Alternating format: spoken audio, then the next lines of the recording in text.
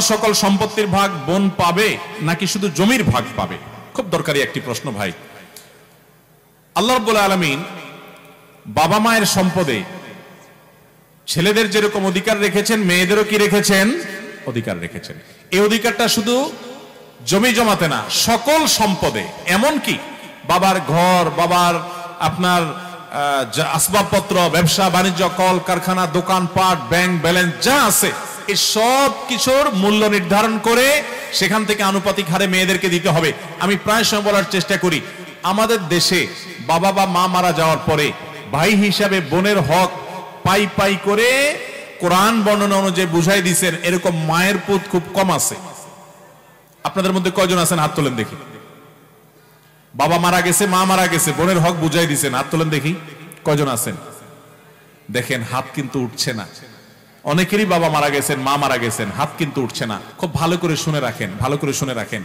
রাস্তায় যদি দাঁড়ায় ডাকাতি করেন পিস্তল হাতে নিয়া, ছুরি দিয়া, এতে গুনাহ হবে। ডাকাতি ভয়াবহ অপরাধ। আপনি যদি চুরি করেন আর একজনের হক মেরে খান, এতে অপরাধ হবে। অন্যের হক মেরে খেলে যে অপরাধ হয়, ভালো করে শুনে রাখেন। বাবা মায়ের সম্পদ থেকে বোনকে যেভাবেই হোক বঞ্চিত করছেন, হক দেন নাই, অপরাধ তার চাইতে বেশি হবে। কেন বেশি হবে জানেন?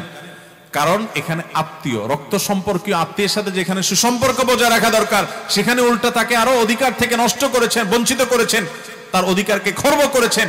এর জন্য আপনার আল্লাহর কাছে জবাব দিয়ে আরো বেশি করতে হবে। এই দেশে ল্যান্ডের মালিকানা দেখবেন মেয়েদের নাম খুঁজে পাবেন না। আপনি কয়টা জমিতে মেয়েদের নাম পাবেন? দলিলে দেখবেন সব ছেলেদের নাম। ব্যাপারটা কি? ব্যাপার হলো ভাইরা বোনদের হক মেরে খাওয়ার জন্য জাল হাদিস বানাইছে। বলে যে বাবার বাড়ির সম্পত্তি মেয়েরা নিলে তাদের এটা সয় না। শুনছেন আপনারা জাল হাদিস? বাবার বাড়ির সম্পদ খেয়ে ছেলে বড়লোক হয়ে যেতে পারবে, কিন্তু বোনকে দিবে না। এই 2 নম্বরে আমরা অনেকে করি কি করি না? অনেকে আবার এইটা করে না, একটু কৌশল করে। কৌশলটা আমি বলি। কৌশলটা হলো, ধরেন বাবা মারা গেছে, মা মারা গেছে, বোনদেরকে ডাকে ভাইরা। এটার নাম আমি দিছি বাটপার ভাই।